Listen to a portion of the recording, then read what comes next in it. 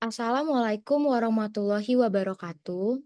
Pada kesempatan kali ini, kami akan mempresentasikan hasil diskusi kami mengenai presentasi kognitif dan presentasi tradisional. Namun, sebelum memasuki ke presentasi selanjutnya, izinkan kami memperkenalkan diri terlebih dahulu. Saya Faindi Nabila selaku moderator. Saya Hania Aurelia. Saya Putri Maharani. Saya Aulia Hairunisa.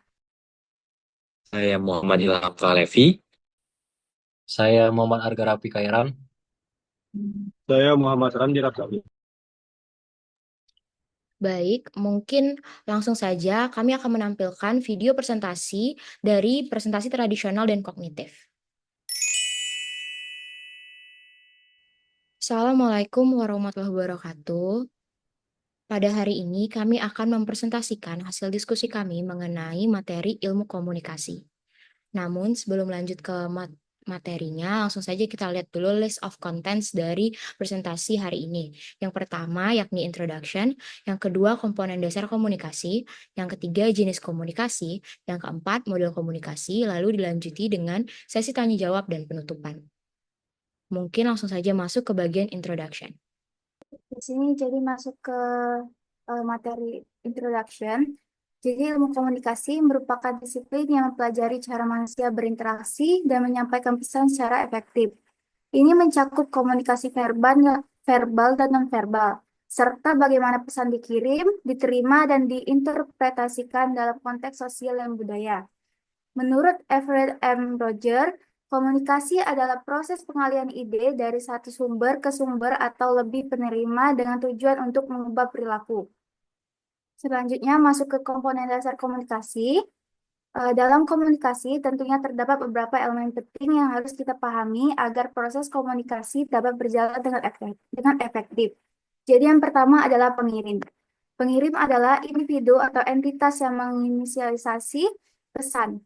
Mereka bertanggung jawab untuk merencanakan dan menyusun pesan agar jelas dan relevan bagi penerima. Pengirim harus mempertimbangkan cara terbaik untuk menyampaikan informasi agar dapat dipahami dengan baik. Yang kedua adalah pesan. Pesan adalah informasi atau arti yang ingin disampaikan oleh pengirim kepada penerima. Pesan dapat berupa kata-kata, gambar, simbol, atau kombinasi dari semuanya. Penyusunan pesan yang baik sangat penting agar penerima dapat memahami maksud pesan, maksud pengirim. Kemudian saya akan melanjutkan komponen dasar komunikasi. Yang ketiga adalah saluran. Jadi saluran adalah media atau cara di mana pesan dikirim dari pengirim ke penerima. Ini biasa berupa komunikasi secara lisan maupun tulisan yang berupa surat dan email. Kemudian melalui nonverbal atau bahasa tubuh. Pemilihan saluran yang tepat sangat penting untuk memastikan pesan disampaikan secara efektif. Yang keempat ada penerima. Penerima adalah individu atau kelompok yang menerima dan menguraikan pesan dari pengirim. Penerima harus mampu memahami dan menafsirkan pesan dengan konteks dan tujuan komunikasi. Kemudian yang kelima ada umpan balik atau feedback. Umpan balik adalah respon atau tanggapan dari penerima terhadap pesan yang diterima. Lalu umpan balik memungkinkan pengirim untuk mengetahui sejauh mana pesan telah dipahami dan diterima oleh penerima, serta memberikan kesempatan untuk memperbaiki komunikasi di masa depan. Yang keenam, konteks. Konteks merujuk pada situasi atau latar belakang di mana komunikasi terjadi, termasuk faktor-faktor fisik, sosial budaya, dan psikologis yang mempengaruhi cara pesan diinterpretasikan.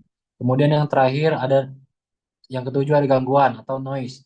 Gangguan adalah faktor yang dapat mengganggu kejelasan pesan selama proses komunikasi. Gangguan ini bisa bersifat fisik, yang mencontohkan suara bising, sematik atau tidak cocokan dalam pengertian kata, atau psikologis yang berupa gangguan mental. Mengidentifikasikan dan mengurangi gangguan sangat penting untuk komunikasi yang efektif. Oke, baik. Masuk ke jenis komunikasi. Nah, jenis komunikasi ini dapat diklasifikasikan ke dalam beberapa jenis berdasarkan cara penyampaian, saluran, dan tujuannya. Nah, berikut ini adalah penjelasan mengenai beberapa jenisnya, yaitu yang pertama komunikasi verbal. Nah, komunikasi verbal adalah bentuk komunikasi yang menggunakan kata-kata sebagai sarana untuk menyampaikan pesan. komunikasi ini dapat dibagi menjadi dua subkategori. Yang pertama yaitu komunikasi lisan. Nah, komunikasi lisan ini melibatkan penggunaan suara dan kata-kata yang diucapkan secara langsung. Contohnya dari komunikasi lisan termasuk cakapan, interaksi langsung antara dua orang atau lebih.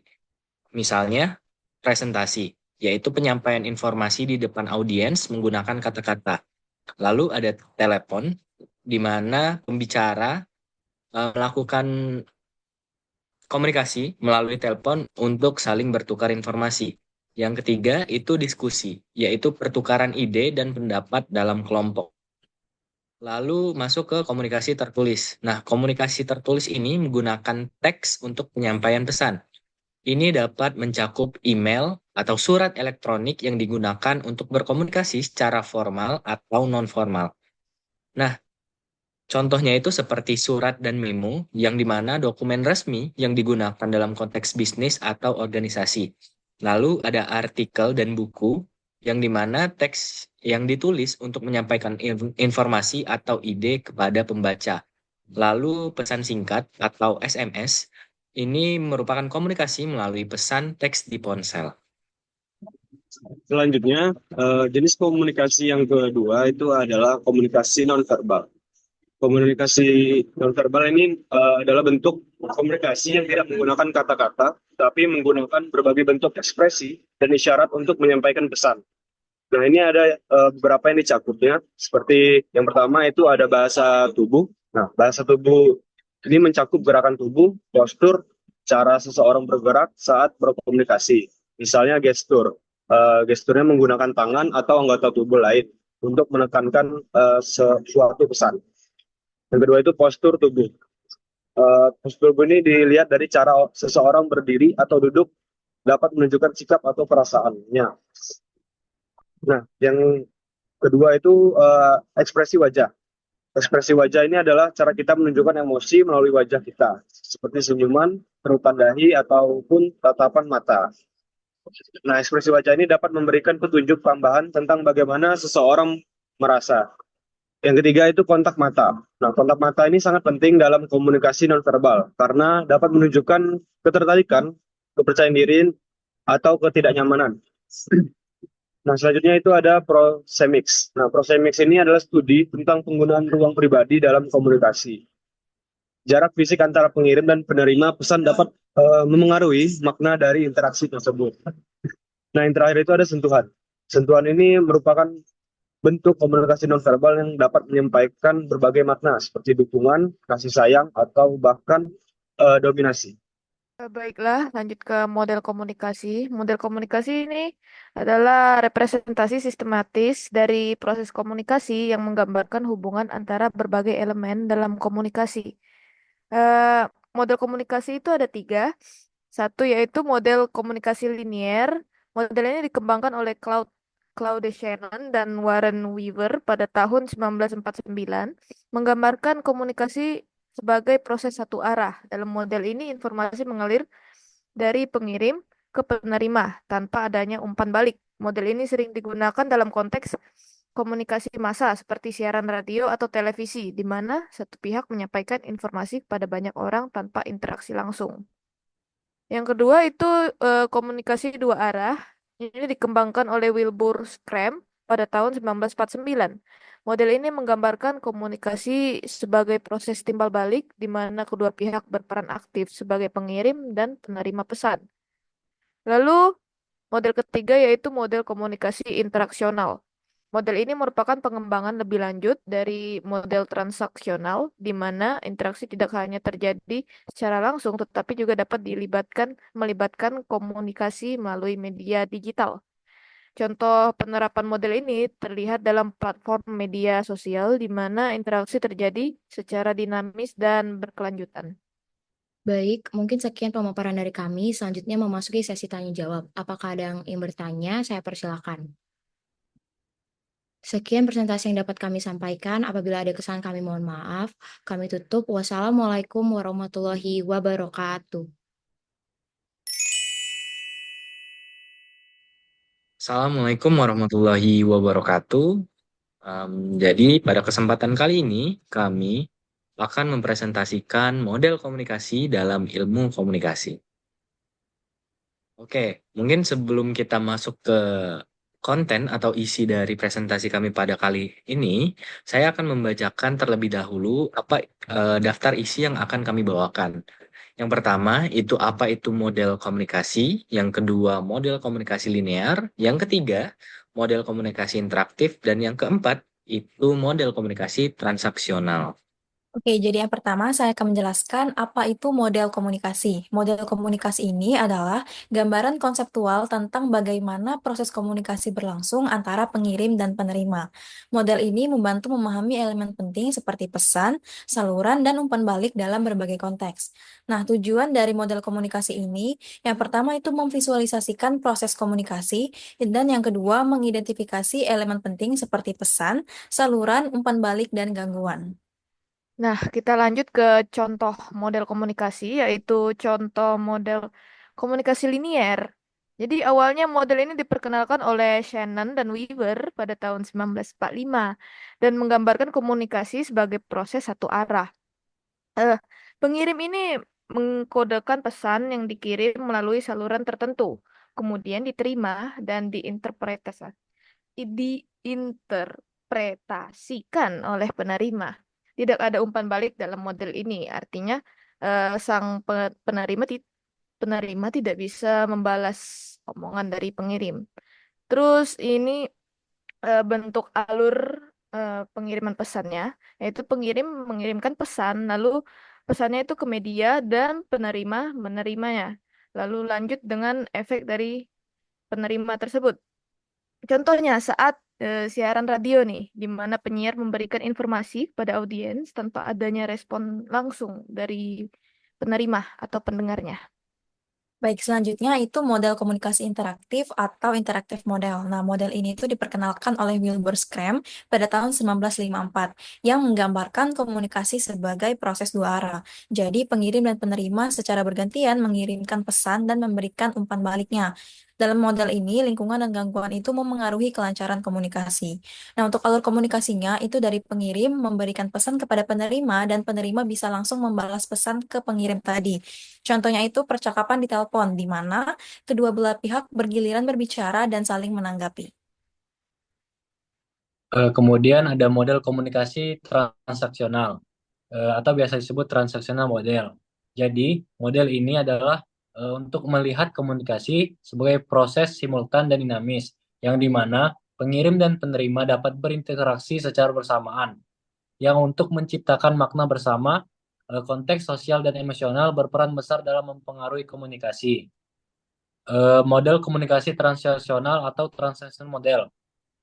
Pengirim atau penerima mengirim pesan atau konteks lalu dikirim kembali oleh pengirim atau penerima yang dapat dicontohkan sebagai percakapan tatap muka yang melibatkan kata-kata atau ekspresi wajah dan bahasa tubuh untuk memperkuat makna pesan. Nah, jadi apa sih kesimpulan dari materi yang sudah dipaparkan di slide sebelumnya?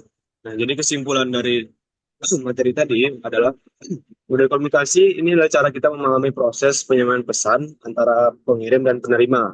Nah, jadi ketiga model utama tadi, komunikasi linear, interaktif, dan transaksional ini menjelaskan komunikasi dengan perspektif yang berbeda. Nah, model linear ini berfokus pada komunikasi satu arah. Model interaktif memperhitungkan umpan balik, dan model transaksional ini menggambarkan komunikasi sebagai proses simultan yang melibatkan interaksi dua arah. Nah, masing-masing model ini memiliki kelebihan dan kekurangan tergantung pada konteks dan situasi komunikasi. Oke, baik. Itulah tadi penyampaian materi dari kelompok kami.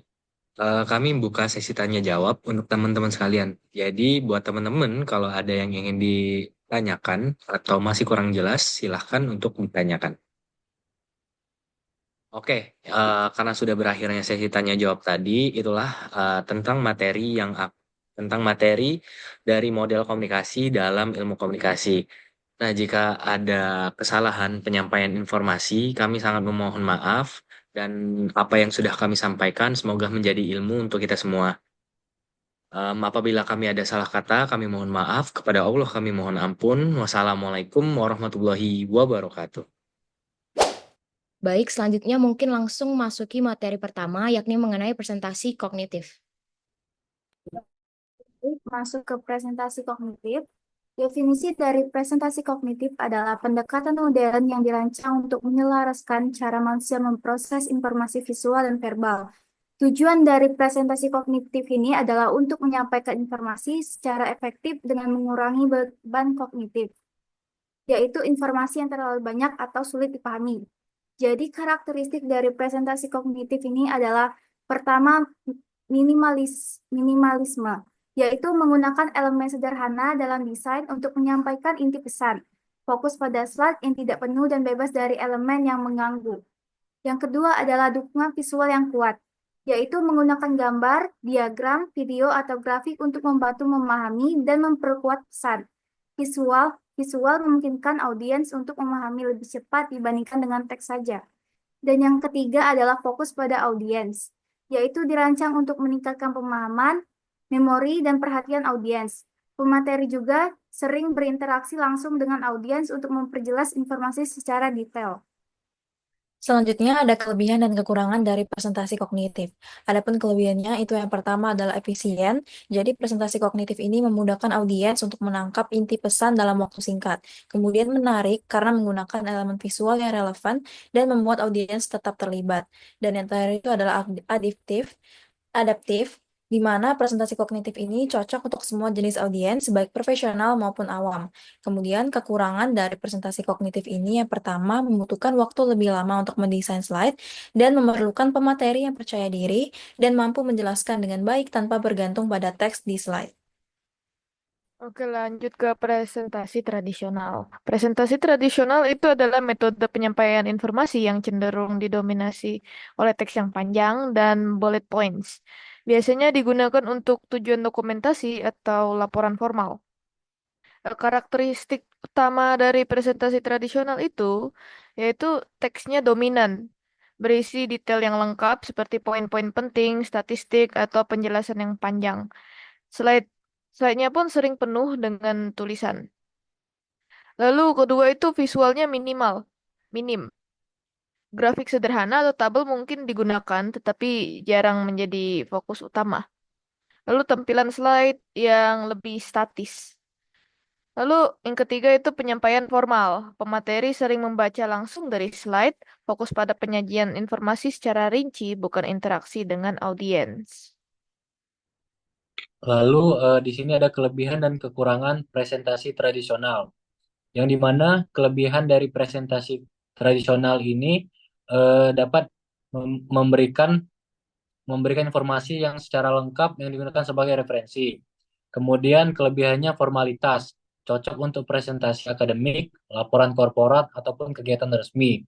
Dan yang terakhir, kelebihannya adalah efisiensi waktu pembuatan. Pembuatannya lebih cepat dibuat karena biasanya hanya menyusun teks dan poin-poin penting.